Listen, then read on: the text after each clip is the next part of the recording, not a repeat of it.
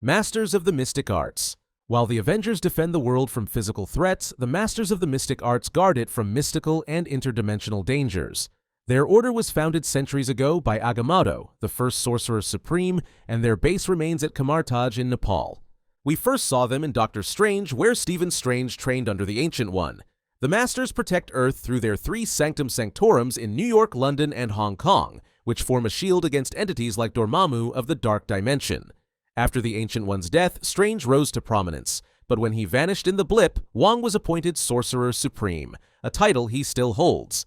They represent Marvel's hidden protectors, sorcerers working behind the scenes to safeguard reality itself, fighting battles most of humanity will never even know about. Avengers. The Avengers were formed through Nick Fury's Avengers Initiative, a plan to bring together Earth's mightiest heroes. Their first on-screen assembly came in The Avengers, when Iron Man, Captain America, Thor, Hulk, Black Widow, and Hawkeye united to stop Loki and his Chitauri army during the Battle of New York. Over the years, the Avengers became Earth's frontline defense, battling Ultron in Sokovia and later facing their greatest test against Thanos. But the team wasn't without conflict. The Sokovia Accord split them apart in civil war, and only when the universe was on the brink did they reconcile to defeat Thanos in Endgame. The Avengers symbolize unity. Despite clashing egos, political divides, and impossible odds, they stand for the idea that Earth's heroes are strongest when they fight together. Children of Thanos, the Black Order. The Children of Thanos, better known as the Black Order, were Thanos' most loyal and deadly enforcers. They made their MCU debut in Avengers Infinity War when Ebony Maw, Cull Obsidian, Corvus Glaive, and Proxima Midnight descended on Earth to hunt down the Infinity Stones. The group split across battlefronts, attacking New York, ambushing Vision and Wanda in Scotland, and finally converging on Wakanda. Each one proved terrifying in their own way. Maw's telekinesis, Proxima's spear, Corvus's glaive, and Cull's raw brute force. But one by one, they fell in combat. By the end of Infinity War, all 4 had been killed, their loyalty rewarded only with death. The Children of Thanos symbolize blind devotion. They weren't fighting for freedom or glory, they were indoctrinated soldiers willing to die for Thanos' twisted vision of balance. Thunderbolts. The Thunderbolts weren't born from heroism, they were built on lies. Valentina Allegra de Fontaine assembled Yelena, Bucky, Walker, Ghost, Taskmaster, and Red Guardian for covert missions, but every assignment was a setup. In Utah, she even tried to burn them alive to erase evidence of her Sentry project. That project's survivor was Robert Reynolds. Introduced as a government-made hero, Reynolds unraveled when his darker side, the Void, emerged, threatening to destroy New York. Forced to confront both Reynolds' trauma and their own, the Thunderbolts fought not for glory, but survival. They exposed Val's manipulations, but she spun them into the public eye as her new Avengers. The film shows Marvel's darker take on teamwork, forged not in trust, but in betrayal, trauma, and the necessity to fight a bigger monster than themselves. Illuminati, Earth 838. The Illuminati weren't from our universe, but they were one of Marvel's most shocking teams. In Doctor Strange in the Multiverse of Madness, Strange meets the Illuminati of Earth 838. Professor X, Reed Richards, Captain Carter, Black Bolt, Maria Rambeau's Captain Marvel, and Baron Mordo. This council had already judged and executed their version of Doctor Strange for misusing the Darkhold, and they saw themselves as their world's ultimate authority. But when Wanda arrived, their arrogance cost them everything. One by one, she slaughtered nearly the entire team in minutes, leaving only Mordo behind. The Illuminati represent the danger of unchecked power and pride. Even the greatest heroes can fall when they believe they're untouchable. Revengers. Not every Marvel team was legendary or long-lived. In Thor Ragnarok, Thor jokingly dubbed his new squad the Revengers while trapped on Sakaar. This unlikely group included Thor himself, Hulk, Valkyrie, and reluctantly, Loki. Their mission? Escape Sakaar, confront Hela, and save the people of Asgard. Though they couldn't defeat Hela directly, the Revengers evacuated the surviving Asgardians and triggered Ragnarok, using Surtur's destruction to wipe Hela out. The Revengers were short-lived, but they represent the heart of Marvel's team-ups. Even the most mismatched allies can accomplish the impossible when they set aside differences, or at least when they want revenge. Howling Commandos. The Howling Commandos were one of the MCU's earliest teams, born out of World War II. Their first appearance came in Captain America: The First Avenger, when Steve Rogers liberated a group of Allied prisoners from Hydra's camp. Led by Captain America and joined by Bucky Barnes, Dum Dum Dugan, Gabe Jones, Jim Morita, Jacques Dernier, and James Montgomery Falsworth, the squad became a specialized unit fighting Hydra across Europe. They weren't superheroes, they were soldiers. But alongside Cap, they dismantled Hydra bases and struck fear into the enemy. Though their run was cut short when Steve went down with the Valkyrie bomber, the Howling Commandos proved that courage and loyalty could turn ordinary men into legends. Guardians of the Galaxy. The Guardians of the Galaxy were never meant to be heroes. Outlaws, assassins, and bounty hunters, they started as enemies before becoming family. They first appeared in Guardians of the Galaxy when Star-Lord, Gamora, Drax, Rocket, and Groot reluctantly teamed up to stop Ronan the Accuser from using the Power Stone. What began as survival turned into a mission to protect the galaxy, and their bond only grew stronger through Guardians Volume 2, Infinity War, Endgame, and Guardians Volume 3. Along the way, they gained and lost family, Yondu's sacrifice, Gamora's death and return in a variant form, and Rocket stepping into leadership. The Guardians represent found family. They may be broken individuals, but together they've become protectors of something bigger than themselves, not just the galaxy, but each other. Fantastic Four. The Fantastic Four arrived in the MCU not as a modern team, but as legends from the past. On Earth 828, Reed Richards, Sue Storm, Ben Grimm, and Johnny Storm gained their powers in 1960 after a mission into space exposed them to cosmic rays. By the time audiences meet them in Fantastic Four First Steps, they've already been celebrated for years as celebrities, superheroes, and scientific pioneers. Reed's inventions revolutionized technology, and Sue's diplomacy through the Future Foundation even helped usher in an era of global peace. But their greatest test came when the Silver Surfer warned Earth of Galactus, a cosmic being who devours worlds. What followed was a desperate struggle, one that revealed Sue was expecting a child. Galactus sensed immense cosmic power in the unborn Franklin Richards and offered to spare Earth in exchange for the child. The team refused and fought back, devising a plan to save the entire planet through Reed's teleportation bridges. In the end, they lured Galactus into a portal with the help of the Surfer, saving Earth but at great personal cost. The Fantastic Four represent Marvel's theme of family and sacrifice. They're not just superheroes, they're explorers, parents, and visionaries. Their decisions are deeply human, even when facing cosmic gods. And with the mid-credits arrival of a man in a green cloak holding a metal mask, it's clear their greatest challenges are still to come. Star Force. Star Force was the Kree Empire's elite military unit designed to project its power across the galaxy. We first met them in Captain Marvel, where Carol Danvers, known then as Vers, served on the team under Jan Rog's command. Other members included Minerva, Atlas, Bronchar, and Korath. Star Force carried out surgical strikes and operated as the Kree's most loyal enforcers. But their true nature was revealed when Carol uncovered her past on Earth and realized the Kree were manipulating her to serve their propaganda-driven war. Star Force weren't protectors, they were instruments of oppression. In the MCU, they symbolized the dangers of blind obedience to authority. On the surface, they were heroes of the Kree Empire. In reality, they were soldiers carrying out lies. Eternals. The Eternals were not ordinary heroes, but immortal beings sent to Earth thousands of years ago by the celestial Arishem. They first appeared in Eternals, a hidden team of 10, Ajak, Ikaris, Circe, Thena, Gilgamesh, Kingo, Phastos, Makari, Druig, and Sprite.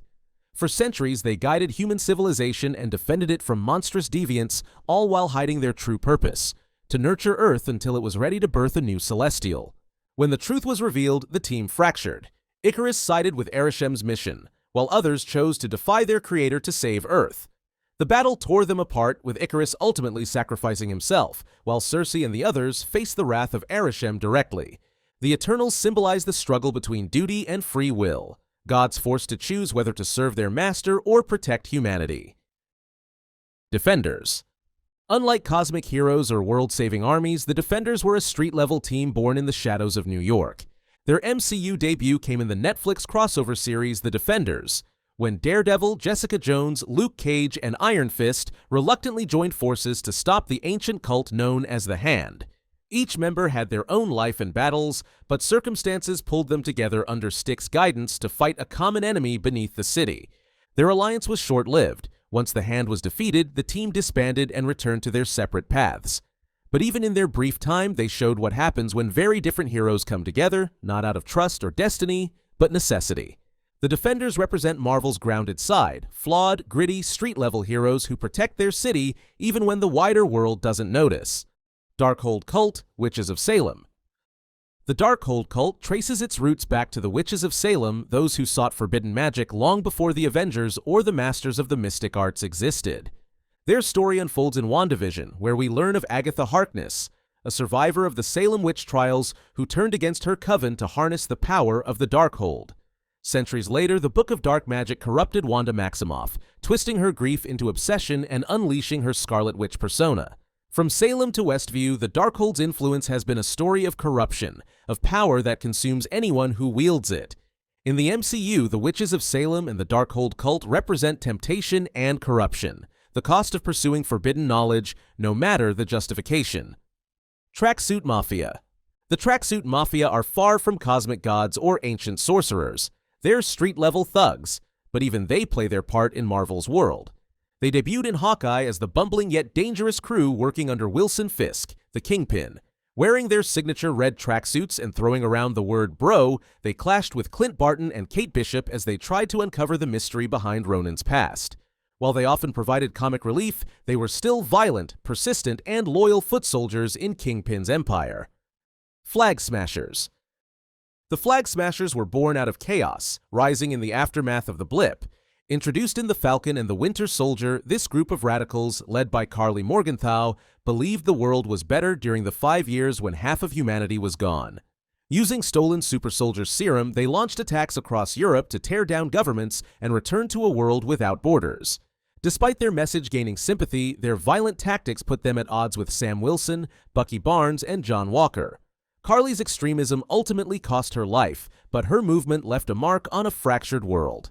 The Flag Smashers represent desperation and radicalism, the idea that even noble causes can be twisted when carried out through violence.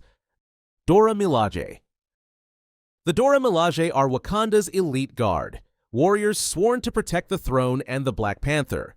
They first appeared in Black Panther 1, led by General Okoye. More than just bodyguards, they are highly trained fighters who serve as both military and ceremonial protectors of Wakanda. They've stood on the front lines against Killmonger, Thanos' army in Infinity War, and even helped contain Zemo and John Walker in The Falcon and the Winter Soldier. The Dora Milaje's loyalty is not just to a king, but to Wakanda itself. They represent honor, discipline, and the strength of women who are more than capable of standing alongside, and often above, Marvel's greatest heroes. Council of Kangs. The Council of Kangs is one of the most terrifying collectives in the multiverse. Their debut came in Ant-Man and the Wasp: Quantumania, in a post-credits scene where thousands of Kang variants gathered after the exile and apparent death of the Conqueror. Among them stood Immortus, Ramatut, and a futuristic Kang variant, orchestrating the multiverse's next moves. The Council embodies chaos on a scale we've never seen before, countless versions of a single mind, each as dangerous and power-hungry as the next. In the MCU, the Council of Kangs represents inevitability, the idea that no matter how many victories the heroes win, a greater storm is always coming. Secret Warriors. The Secret Warriors were never officially announced as a team, but hints of them have surfaced. In Agents of S.H.I.E.L.D., part of Marvel's extended TV canon, Daisy Johnson aka Quake brought together a team of Inhumans, including Yo-Yo Rodriguez, Lincoln Campbell, and others, to combat threats that traditional S.H.I.E.L.D. agents couldn't handle. While not heavily referenced in the films, their presence showed Marvel's interest in exploring powered individuals outside the Avengers. The Secret Warriors represent the next evolution of Marvel's heroes, hidden teams rising when the world doesn't even realize it needs them. Warriors 3. The Warriors 3 were Asgard's most loyal companions to Thor, Volstagg, Fandral, and Hogun. They first appeared in Thor, standing beside Thor and Lady Sif as they defied Odin's orders and confronted the Frost Giants. Throughout Thor and Thor: The Dark World, they fought bravely to defend Asgard from threats like the Dark Elves. But their story came to a sudden and tragic end in Thor Ragnarok, when Hela killed Hogun, Fandral, and Volstagg within moments of her return. The Warriors 3 symbolize loyalty and friendship, steadfast allies who stood beside Thor until their final breaths, even if their end came faster than fans expected. Kree Starforce. While the Kree Star Force and Star Force team are often used interchangeably, the Kree military is a larger, more fearsome entity that enforces the Empire's will. The Kree army was first teased in Guardians of the Galaxy with Ronan the Accuser, but expanded in Captain Marvel where Star Force operated as an elite branch within it. The Kree military provided the muscle behind their Empire's propaganda war against the Skrulls. With their accusers, fleets, and genetically engineered soldiers, the Kree embodied tyranny on a galactic scale. The Kree forces represent imperialism and blind obedience, a military machine that demands loyalty even when its cause is unjust. Nova Corps. The Nova Corps were the peacekeeping force of Xandar and one of the galaxy's most recognized interstellar armies. Their MCU debut came in Guardians of the Galaxy, where they tried to maintain order as Ronan the Accuser threatened their homeworld. Led by Nova Prime Irani Rael, the Corps allied with the Guardians to stop Ronan from wielding the Power Stone, ultimately sacrificing much of their fleet to protect Xandar. By Infinity War, Thanos had already decimated Xandar to claim the Power Stone, leaving the Nova Corps destroyed off-screen. The Nova Corps represent the fragility of order, a reminder that even vast armies can fall in an instant when faced with unstoppable power. Wrecking Crew. The Wrecking Crew brought comic book chaos into the MCU on a much smaller scale. They appeared in She-Hulk Attorney at Law, where a group of thugs armed with stolen Asgardian construction tools attempted to ambush Jennifer Walters. Their attack was clumsy and ineffective, and She-Hulk easily dispatched them. Though not the world-ending threat they were in the comics, their MCU presence offered a grounded take, small-time criminals dabbling in stolen power. The Wrecking Crew symbolize Marvel's lighter side of villains, dangerous in theory, laughable in execution, but still a reminder that crime exists at every level. Black Widows. The Black Widows were the product of the Red Room, a program that weaponized young girls into assassins stripped of free will. We saw their legacy fully explored in Black Widow, where Natasha Romanoff returned to dismantle the program once and for all. The Red Room's latest generation of Black Widows, controlled by Dreykov's pheromone-based mind control, were freed by Natasha and Yelena Belova and their allies. Once liberated, the Widows became more than weapons. They were survivors given a second chance. In the MCU, the Black Widows represent exploitation and redemption, victims forced into violence who, once freed, can choose their own path forward. Clandestine. The Clandestine were introduced in Ms. Marvel as a family of Jinn exiles trapped on Earth. Claiming to be Kamala Khan's ancestral allies, they at first presented themselves as guides, but soon revealed their true intent: to use Kamala's bangle to tear down the barrier between dimensions and return to their home, the Noor dimension, even if it meant destroying Earth in the process. Kamala, still learning the truth of her powers, was caught between heritage and responsibility as she faced them. In the end, the Clandestine were consumed by their own reckless ambition, leaving only Kamran, Najma's son, behind. In the MCU, the Clandestine represent misplaced loyalty and obsession, a reminder that family bonds can be both empowering and destructive. Zealots, Caecilius's followers. The Zealots were once students of Kamar-Taj who turned against the masters of the mystic arts. Their story unfolded in Doctor Strange when Caecilius and his followers betrayed the Ancient One, stealing forbidden rituals from the Book of Cagliostro. Believing Dormammu's dark dimension could grant eternal life, they waged war against the sanctums that protect Earth. Though they succeeded in killing the Ancient One, their pact with Dormammu proved their undoing. Strange trapped them in an endless time loop, forcing Dormammu to retreat and leaving the Zealots destroyed. The Zealots represent corruption from within, proof that even Guardians can fall when tempted by promises of power and immortality. Ennead Council. The Ennead Council were the Egyptian gods who once ruled through their human avatars. They first appeared in Moon Knight, where their avatars convened to judge Khonshu after he manipulated the skies to aid Mark Spector. Despite their divine authority, the Ennead chose passivity, turning a blind eye to threats like Amit's return. Their failure allowed Harrow to resurrect Amit, nearly condemning humanity before Khonshu and Layla intervened. In the MCU, the Ennead symbolized the dangers of indifference. With all their power, they stood idle, showing that neglect can be just as destructive as outright villainy. Guardians of the Multiverse. The Guardians of the Multiverse were an extraordinary team assembled not in the main MCU, but in Marvel's animated series What If? In the season finale, the Watcher broke his oath of non-interference to recruit heroes from across alternate realities: Captain Carter, T'Challa as Star-Lord, Party Thor, Gamora, Killmonger, and Strange Supreme. Together, they formed the Guardians of the Multiverse to stop Ultron, who had gained the Infinity Stones and threatened the entire multiverse. Though unstable and mistrustful of each other, they fought as one and managed to defeat Ultron, proving even the strangest collection of variants could stand against godlike power. The Guardians of the Multiverse represent Marvel's theme of destiny and choice, showing that no matter the universe, heroes can rise when the multiverse needs them most. The Spider-Men. One of the most iconic team-ups in MCU history came in Spider-Man No Way Home, when 3 generations of Spider-Men joined forces.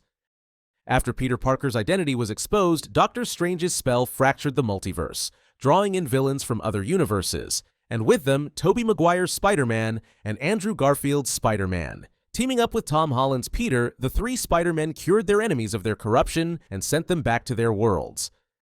Their bond wasn't about being identical, it was about shared trauma, shared responsibility, and shared hope. The Spider-Men represent legacy. 3 different heroes, 3 different journeys united by the same mantra. She told me that with great power comes great responsibility.